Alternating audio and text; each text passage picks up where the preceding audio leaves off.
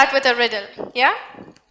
So a father and his son are driving through the countryside when their car suddenly breaks down.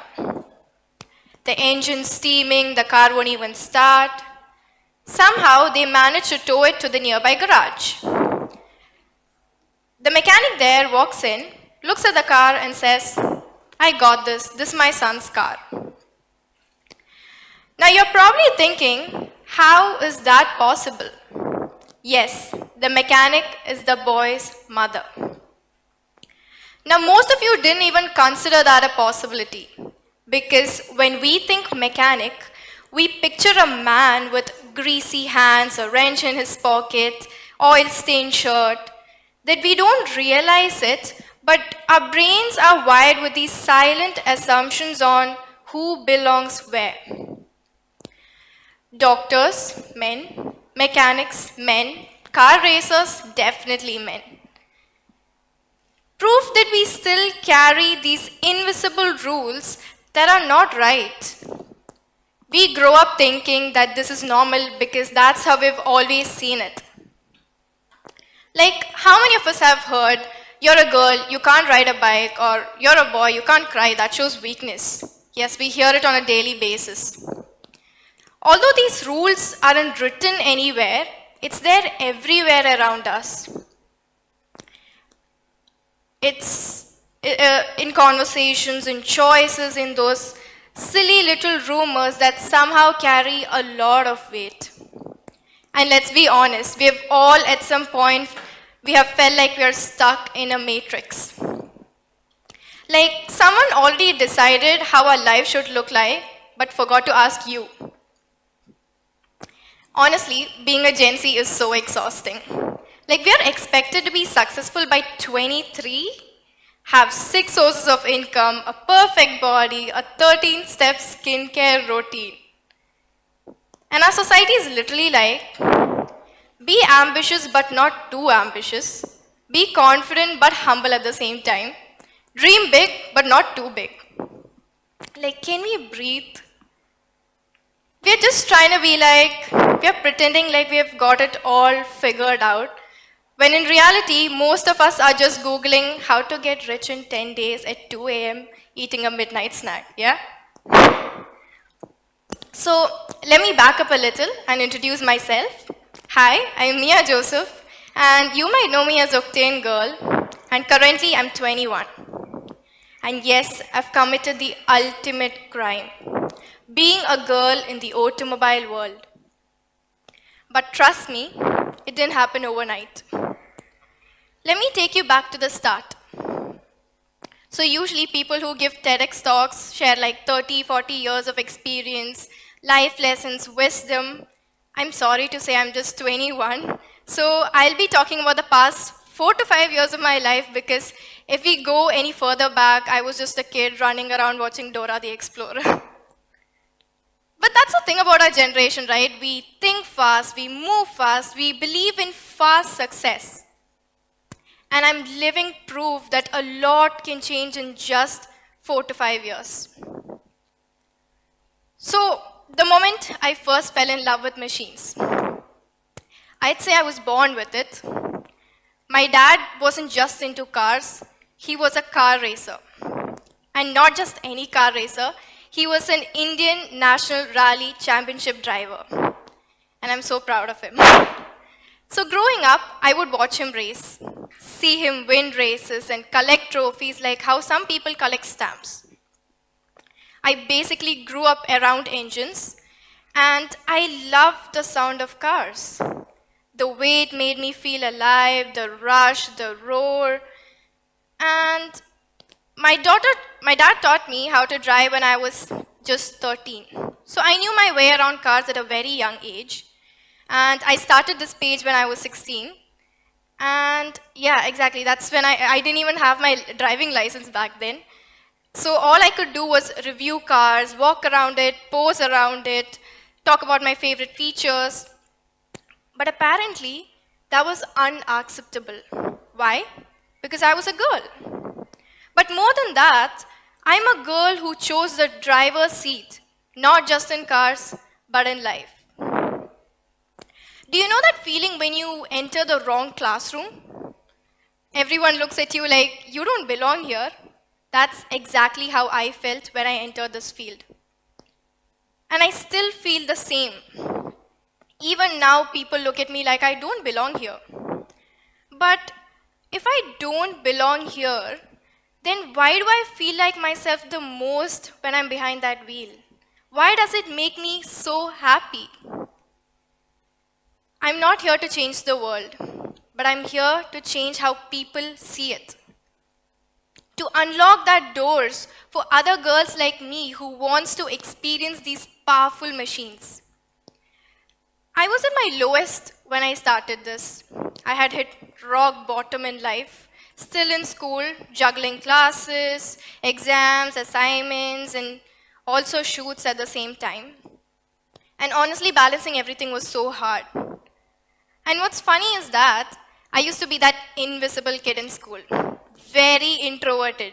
I was so introverted that in 11th grade, one of my own classmates asked me which school I was coming from. Like, I've been studying with him for the past 10 years.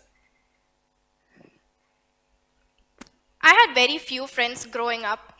Okay, let's be honest, I had one friend. And quality over quantity, right? So I've always felt like I didn't fit in. And people told me it was my fault. And I hate myself for believing in that. Also, back then, I was facing a small health issue. Nothing major, but just enough to shake me. It was just a near balance issue. I know it doesn't sound like a lot, but it completely messes with your whole life. You can't do a lot of things and life just feels very stuck. And a health issue is like you might have like 100 problems in life, but the moment you have a health issue, that becomes your one and only problem. And you suddenly realize that nothing actually matters. That's when I started asking myself, if this was my last day on earth, what would I regret not doing? What risks would I take? And this exercise has helped me a lot. I still do it. And it really helps me figure out what I want to do. So if you are confused about what path to choose or what do you want to do in your life, try asking yourself that. If this was your last day on earth, what would you do? That's when I knew cars, bikes, automobiles. This is the life that I wanted to try. But for the first time I stood in front of a camera to vlog, my legs were shaking. I was so nervous, my voice was shaking, I had no script, no plan, just raw passion and shaky hands. You might be wondering, where did Octane Girl come from? I get that question a lot, so. Was it some master plan, a big strategy? Nope.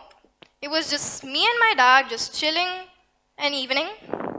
We were just chilling and we thought, how about we make a video on a drag race between the Lamborghini and the Tata Nano? I know it sounds funny, two extremes, but we had so much fun shooting that video, we ended up shooting another video, and another video, and another video, and it became a thing. And the best part, the Lamborghini versus Tata Nano I was talking about, it still hasn't come out. So yeah, no big plan, just a random concept, and that's how Octane Girl began. None of this would have been possible without the people who stood beside me when I had nothing. My parents, my family, the two best friends I was talking about, the backbone of my journey. They never asked me, why cars? They just simply said, if you like it, just go for it. Their faith is what kept me going long before my followers did. It's funny, the moment you start gaining followers, suddenly everyone remembers you exist. People who never cared about you starts asking you if you're okay. That's when you know it's the people who stood beside you when you had nothing. They are the real ones. I still remember my first video, it got like 200 views. Yeah. It got like 200 views, and I swear 100 of them were from me because I watched it again and again. Not because it was a perfect video, because I saw myself, the real me, not the version that people wanted or expected, but the real me. Was it hard? Definitely, yeah. I was underestimated, mocked, ignored. But then one video just went viral. I hit 1 lakh followers in just a few days. And that tiny spark of hope was everything for me. I celebrated that milestone alone with just my family and the 2 best friends. That's it, because hard times reveal true friends. And then boom, everything just took off. Every reel crossed millions, followers were increasing like crazy. And people who were too busy for me before had the time to show up and start calling me their friend. I once got a DM from a random girl on Instagram. She went like, I don't know much about cars, but I saw your video and I want to learn more. See, that's when I realized this isn't just about me making videos with cars. It's about representation, visibility, not because I fit in, but because I didn't. I got my first brand collab at the age of 18 from a well-known motorcycle brand. I still can't believe they just trusted a random teenage girl to make a video on a bike. Now that really boosted my confidence. That's when I knew this is what I want to do.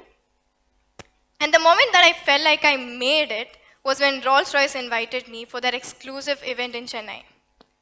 Rolls-Royce, my dream brand. That was the happiest I've ever been, and that's when I knew that everything that I worked for, every late night editing or every early morning shoots, felt worth it. And I think Rolls-Royce was happy too, because that video gained over like 60 million views. So yeah. And one thought that has always stuck with me is that we're all gonna die anyway. So why waste this short life doing something that you don't even enjoy? Everyone's journey is different, and that's okay. But if you sit around waiting for the right time or the right opportunity, you might miss out what could have changed your life. So don't wait for that opportunity. I say build it. I don't read a lot, but this one book really caught my mind. It's called The Power of Your Subconscious Mind. I think you should all read it because that book just didn't inspire me. It rewired my brain. It made me start believing in manifestation because everything I'm doing today is something that I manifested years ago but never thought would happen in this lifetime. Don't tell people your dreams. Your dreams are meant for you and only you can achieve it. The world will keep handing you scripts, and to that I say, tear that script and write your own. And while I'm standing here today, yes, I've broken a few stereotypes and I've taken the unexpected path. Because so many of us are told to play it safe, to stay practical, and that's where conformism sneaks in. I'll tell you what conformism is in simple words. School, college, job, marriage, retirement. It's like some factory reset template for your life. And the moment you do something different, people ask, but what will other people say? Yeah, we've heard that a lot. Now you're thinking it's easy for me to say that because I had supportive parents. Yes, I do, but conformism is real when it comes to brown parents. They be like, you can be anything you want as long as it's a doctor, engineer, or a disappointment. In our culture, if you say you love your job, people assume 2 things. Either you're lying or you're doing something shady. But I think it's high time we normalize loving your job, loving what you do. Have you heard about how ships are safest at harbor, but that's not what it's built for? Yes, you only live once. So take that risk. And since I'm standing here today in front of future doctors, people have chosen the most selfless, powerful, respected professions. Let me say this. Yes, your duty is to save lives, and that's beautiful. But while you're doing that, remember to keep your spark alive. You don't have to choose between your responsibility and your passion. You can do both. Medicine and music, surgery and sketching. There is room for both your profession you choose. So heal others, yes, but don't forget to also honor what heals you. Thank you.